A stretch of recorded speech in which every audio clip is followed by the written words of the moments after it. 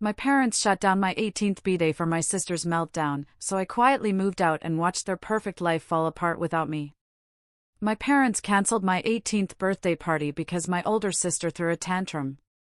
What they didn't know is that decision would be the moment I quietly walked out of their lives forever and watched their perfect world crumble without me. I'm 20 now, and it's been 2 years since all of this went down.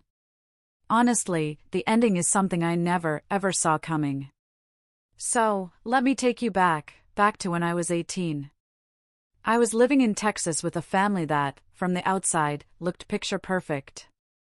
Big house, nice cars, successful businesses, the whole suburban dream. But on the inside? It was a mess, a total circus. Everything, and I mean everything, in that house revolved around one person, my sister, Olivia. She was 24 back then, 6 years older than me, and I'm not exaggerating when I say Olivia had never heard the word no in her entire life. Let me just paint you a picture of how extreme it was. For her 21st birthday, Olivia got a brand new BMW. Me? When I turned 16, I got a beat-up pickup truck that barely sputtered to life most mornings. She received $3,200 a month just for, well, existing. I got absolutely nothing and had been working since I was 16, paying for every single thing I needed myself. But it wasn't just about the money or the cars. It was deeper than that. I had become the invisible one, the silent engine that kept the whole household running. I was the one making sure bills were paid, groceries stocked, repairs scheduled. I even managed my mom's client appointments for her real estate consulting, because she was always too busy dealing with whatever dramatic crisis Olivia had cooked up that week. My dad was no different. He'd drop everything, instantly, whenever Olivia called. I'd learned to just exist in the background, getting things done, never complaining. I always held on to this tiny, desperate hope that maybe, just maybe, someday they'd actually see me. When my 18th birthday was approaching, I decided to do something I'd never done before. I actually asked for something. Nothing wild, just a party at our house.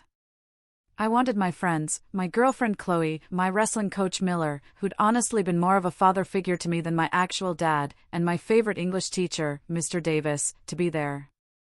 I planned every single detail myself, because that's just how I operated.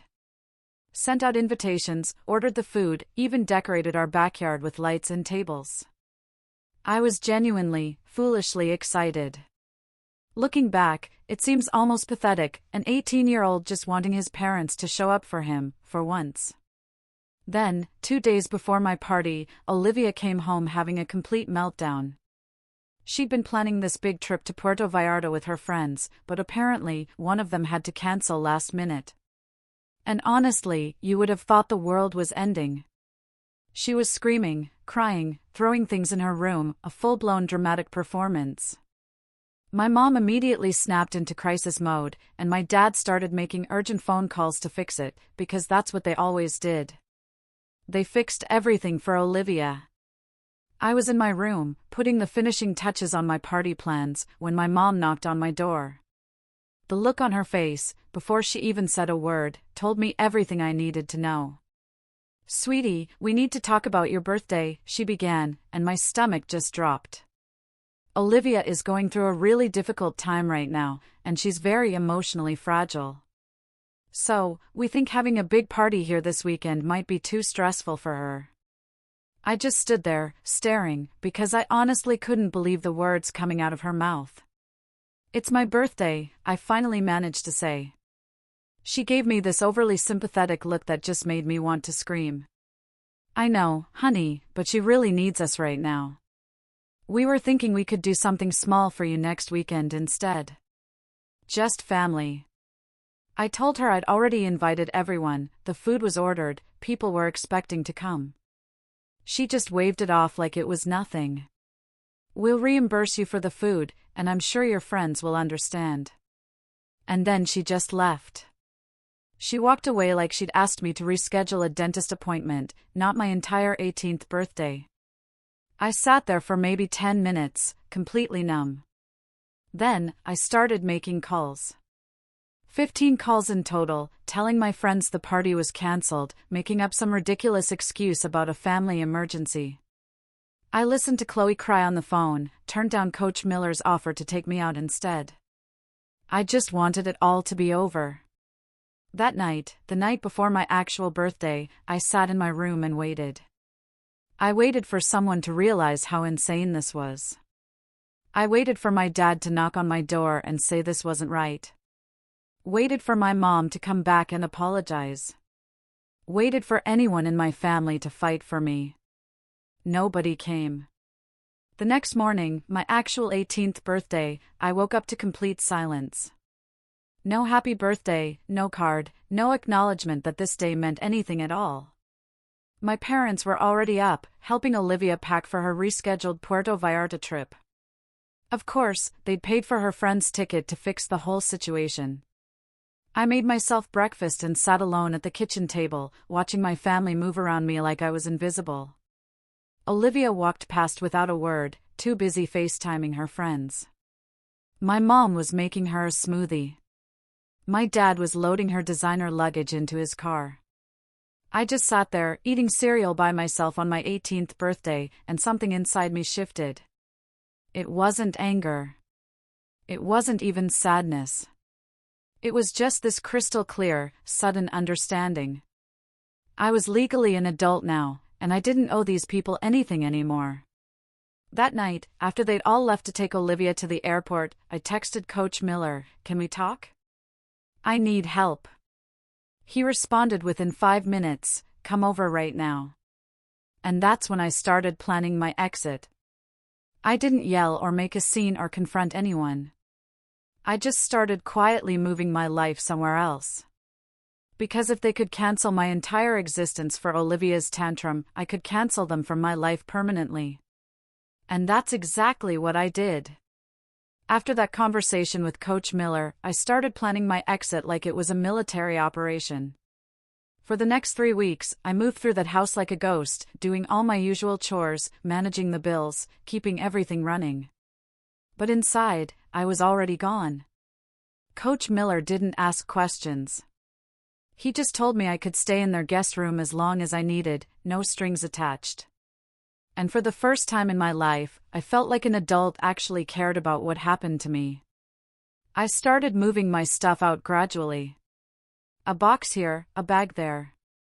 I'd tell my parents I was staying over at friends' houses for end-of-year school stuff.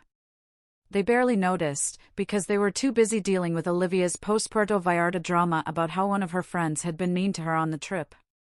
I kept working my part-time job at the gym and picking up graphic design clients on the side, saving every single dollar. I knew I'd need it. The money I'd been earning since I was 16 was all mine, in my own bank account. Thank God I'd been smart enough to set that up separately so my parents couldn't touch it. I had about $3,200 saved up. It wasn't a fortune, but it was a start. The whole time I was planning this, I kept waiting for someone in my family to notice something was different, to ask if I was okay, to acknowledge that they'd completely screwed up my birthday. But nothing. Olivia was back to her normal routine of sleeping until noon and going out with friends on my parents' credit card.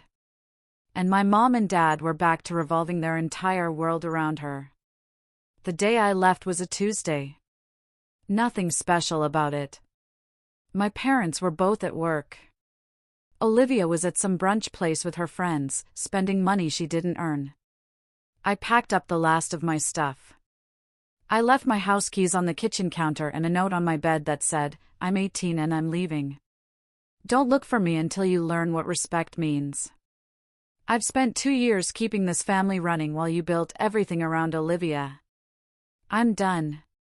You won't hear from me until you're ready to actually apologize, not just guilt-trip me into coming back. Have the life you chose." And then I walked out the front door and didn't look back. Living with the Millers was like discovering what normal actually looked like. They had dinner together every single night, and people actually talked to each other about their days, and listened. Mrs. Miller taught me how to cook real meals, not just microwave stuff or takeout.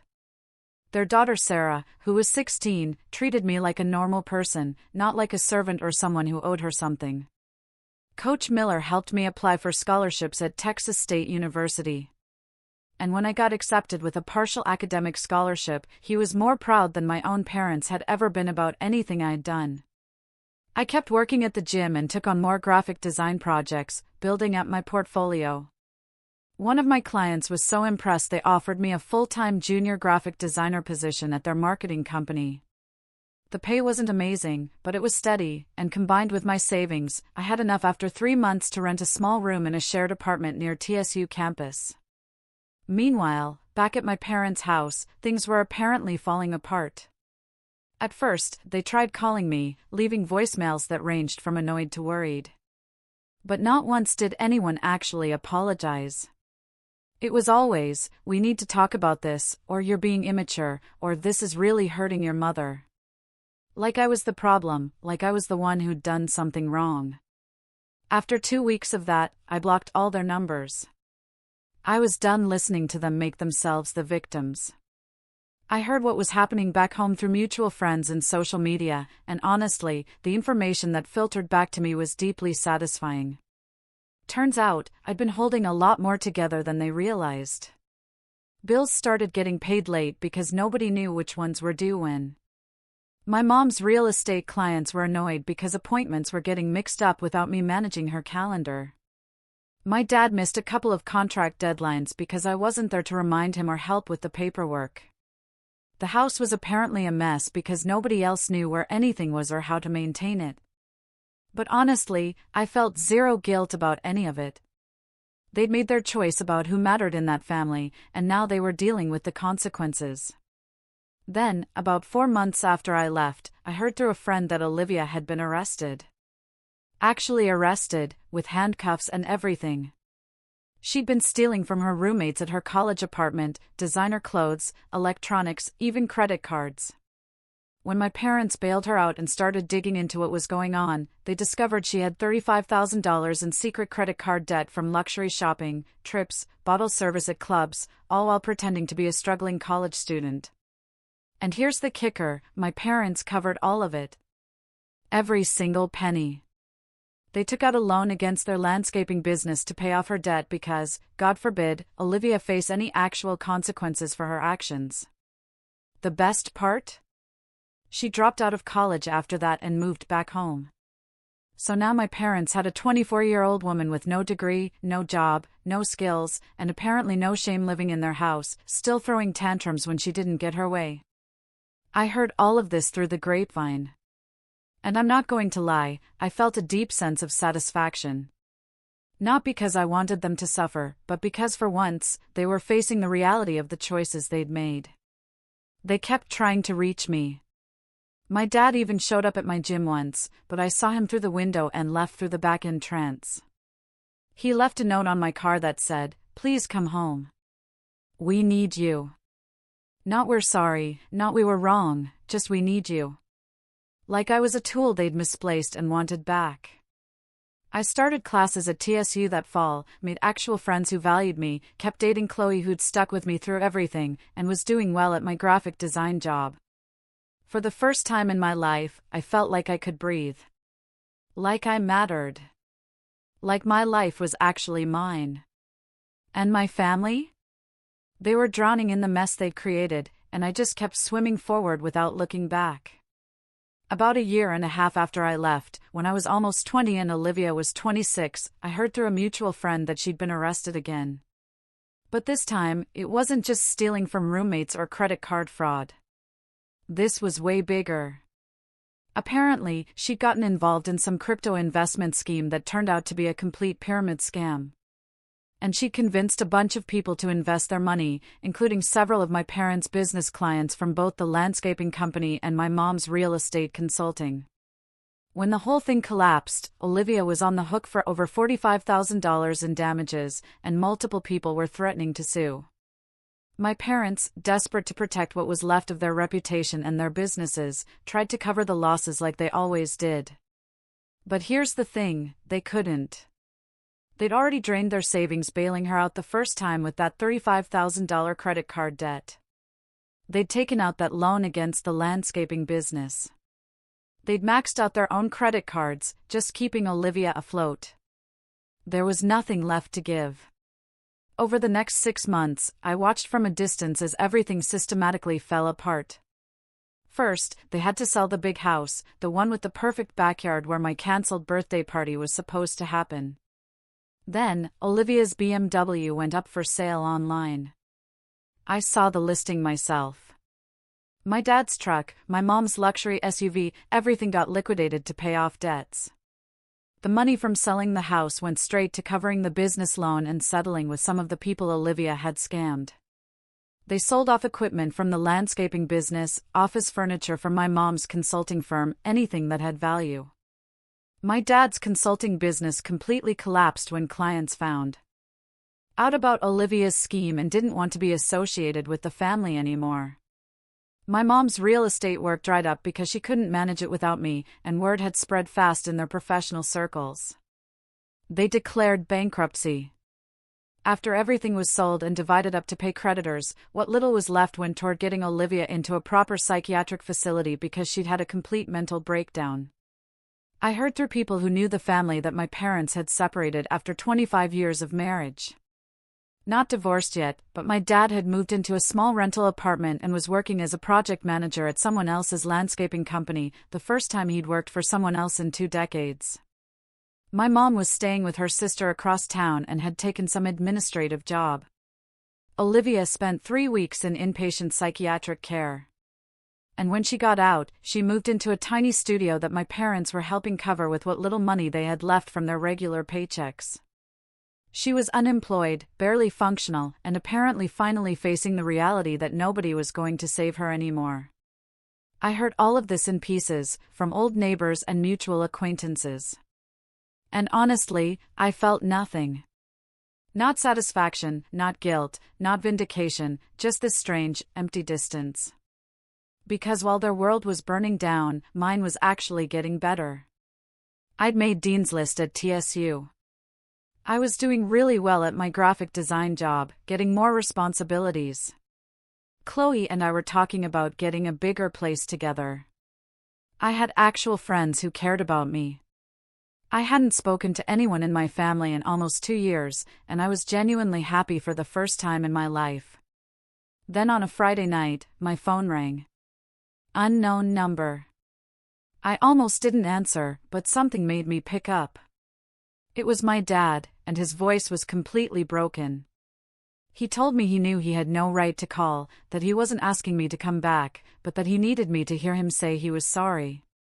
He said they'd lost everything, that he and my mom were separated, that Olivia was not okay, and that he'd finally realized I was the one who'd held everything together while they built their entire world around her. He said he'd failed me as a father. I could hear him crying, actually crying, something I'd never heard before in my life.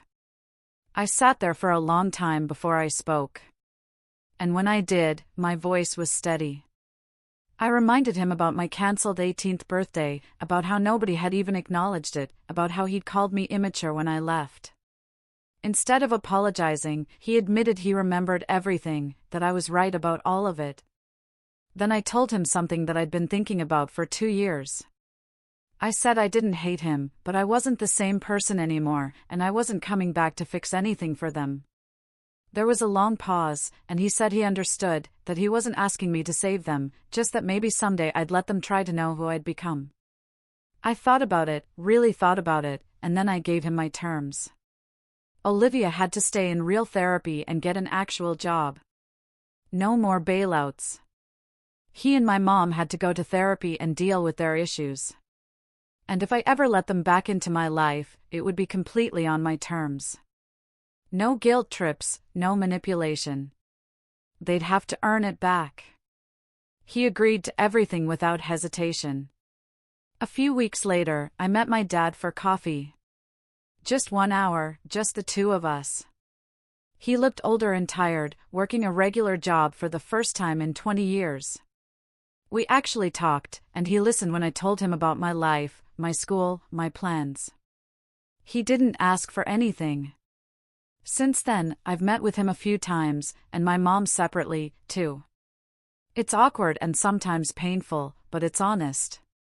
Olivia sent me a letter apologizing last month. I haven't responded yet, and I don't know if I will. Here's what I learned from all of this. I didn't get revenge. I didn't ruin their lives. I just stopped letting them ruin mine.